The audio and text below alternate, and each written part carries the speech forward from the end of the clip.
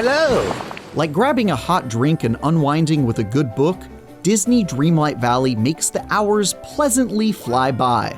With 2 beefy maps to unlock and explore, more than 30 Disney characters to befriend, and a plethora of quests to complete, this Disney-infused cozy life simulator kept me blissfully entertained for dozens of hours, even after playing a whole bunch of it in early access over a year ago.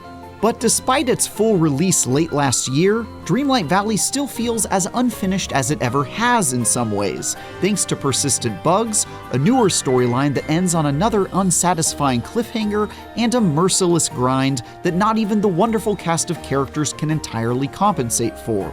That means it still has plenty more room to grow, but this effortlessly charming town game can still feel like stepping into a therapeutic hot spring all the same.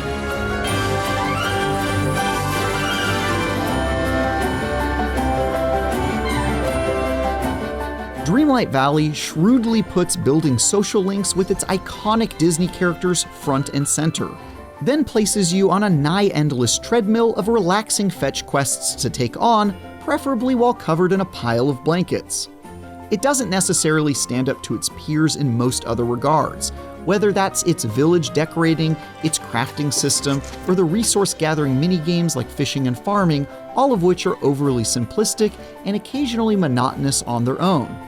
But what Dreamlight Valley continues to get right is how it makes you happy to tackle those chores when you're doing so alongside quintessential characters from your childhood, all of whom are perfectly realized and extremely well written. Like a Disney-laced Animal Crossing, you'll walk around town catching fish with Scar, tending to your garden with Mickey Mouse, and upgrading your village by giving big sacks of gold to the ever-greedy Scrooge McDuck.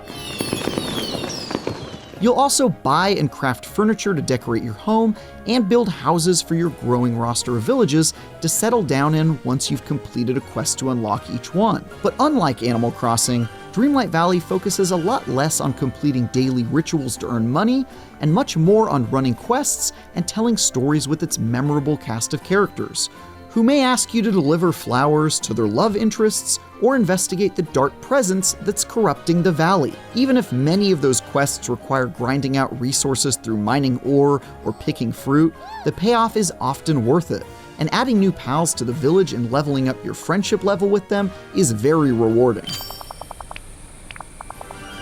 There's a whole heck of a lot of characters to recruit and build bonds with, from Rapunzel, whose giddy and erratic animations are just the best, to Woody, who you'll sometimes find just doing this. My current favorite is Gaston, who's probably the best written cast member so far. Egotistical, chauvinistic, and lacking the sense God promised a goat, this guy is just the worst. So obviously, I had a blast spending a bunch of time hanging out with the dim knucklehead.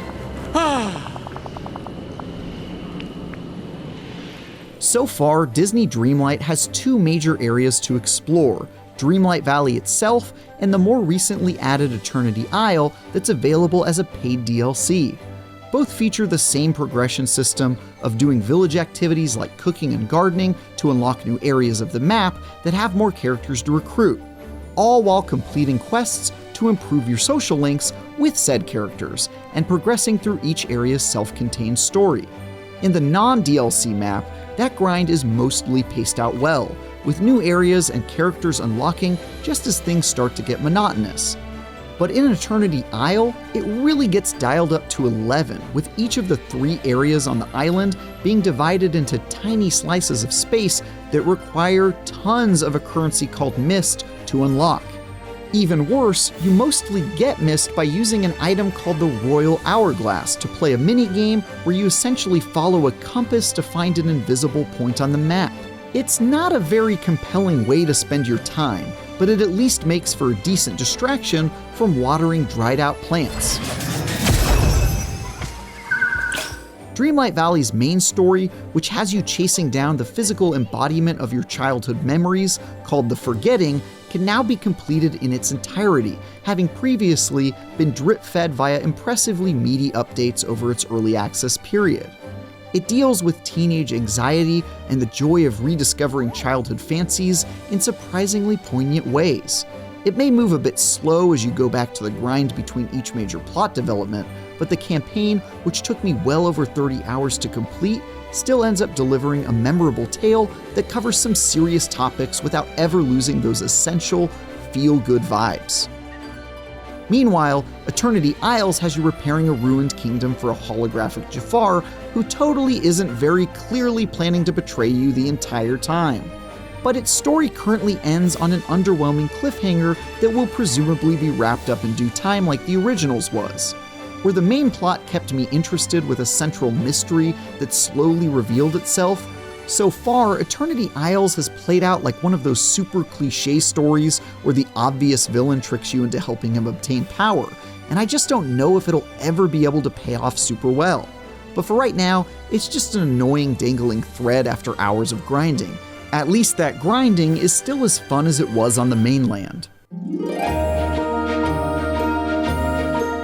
In addition to the campaigns, you'll also be able to visit the worlds of your real-life friends via multiplayer. While I hoped this would offer a whole new way to enjoy Dreamlight Valley, multiplayer is pretty limited in practice. You can only do very minor things while visiting, like steal your buddy's vegetables or buy items from their shops which might differ from your world. Having visitors or visiting someone else locks everyone's ability to progress in the story or interact with NPCs, so the most important activities are completely gutted when you're with a friend. For this reason, my friends and I mostly just hung out in the same Discord chat and played asynchronously, which is a bit of a bummer. It's great that they included multiplayer at all, but its current implementation is mostly a wash. On the other hand, a diversion that works out a little better is Scramble Coin, a board game you can play with any of the Valley's NPC residents. By placing miniatures of Disney characters onto a board and competing to see which player can gobble up the most coins, you get to wind down with a little strategy game that serves as an excellent change of pace. And by accruing victories, you unlock new character pieces, each of which has its own movement patterns and special abilities with pros and cons to consider. It might not be the most challenging or sophisticated minigame, but it's nice to be able to take a break from mindlessly fishing salmon out of the river to give your brain some exercise. With how solid Disney Dreamlight Valley has shaped up to be in 2024, one thing that's a little surprising is how many bugs I ran into after returning to it. It's certainly not as bad as it was during the early access period, but I still stumbled into quite a few. Buildings and furniture curiously disappear during extended play periods, menus locked up until I backed out and reloaded, and I even had the occasional hard crash on Xbox. This still isn't the stablest place on Earth, but it's not so bad that it ever actively knocked me out of that good vibe groove. To that end, developer Gameloft has been steadfastly committed to supporting Dreamlight Valley with seasonal updates, regular patches and improvements, and new content including characters that continue to give me reasons to return to my beloved valley. They've teased both Mulan characters and Tiana from The Princess and the Frog in upcoming drops, and even while I was working on this review, added Mickey's brother Oswald. They've also said that Eternity Isles' currently incomplete story will get its finale sometime this summer, so it'll be nice to hopefully get some payoff there.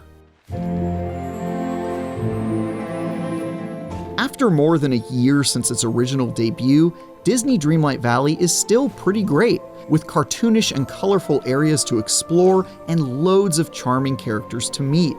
Hanging out with a growing roster of Disney icons is a remarkably good time, and some of the recent additions like Gaston made my return to the Valley an even more worthwhile venture. But a lot of shortcomings from the early access days haven't necessarily improved much either, including its habit of leaving stories on a cliffhanger ending, a monstrous grind that just doesn't quit, and bugs that continue to plague an otherwise good time. Still, there's something undeniably riveting about chilling with the goofy oddballs and lovable toons from Disney's impressive catalog, and returning to the zen-like simulator washed my troubles away like few cozy games can. For more feel-good games, check out our review of Paper Mario: The Thousand-Year Door, or our 2024 re-review of Stardew Valley. And for everything else, stick with IGN.